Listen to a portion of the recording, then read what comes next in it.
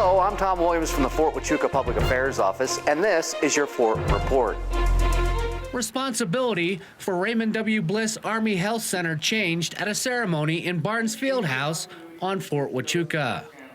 Outgoing Sergeant Major Douglas Notzelman passed the Noncommissioned Officer, or NCO, sword of responsibility to the commander of the health center, Colonel Lance Rainey, who then passed the sword to Sergeant Major Arnold Hill, the incoming senior NCO.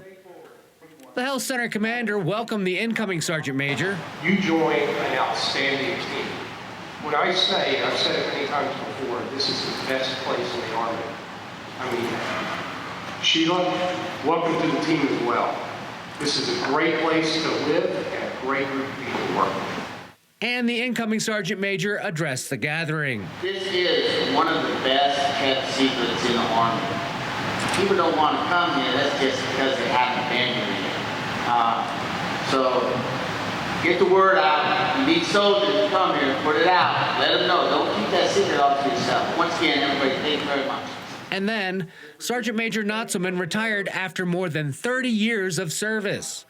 The health center commander spoke about the outgoing Sergeant Major. Over the past 2 years, as he was thrust into a world of somewhat unfamiliar environment,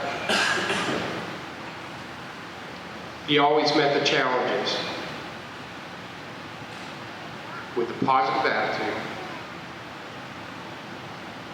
He was always professional, and he always set the standard. And the retiring Sergeant Major then made remarks. It's been truly a wonderful and sometimes challenging experience.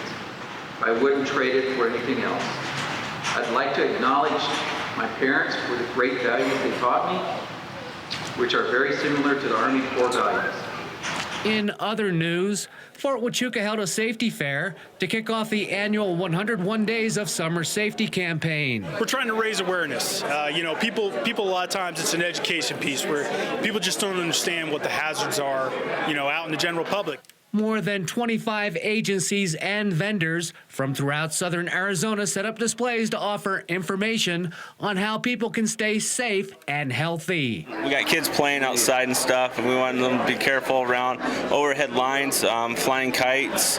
We don't want the kites to get wrapped around the line. For people doing yard work and stuff, cleaning their pool, they got the sticks that clean the pool, and it can get up in the line. So we got to be careful with the overhead stuff.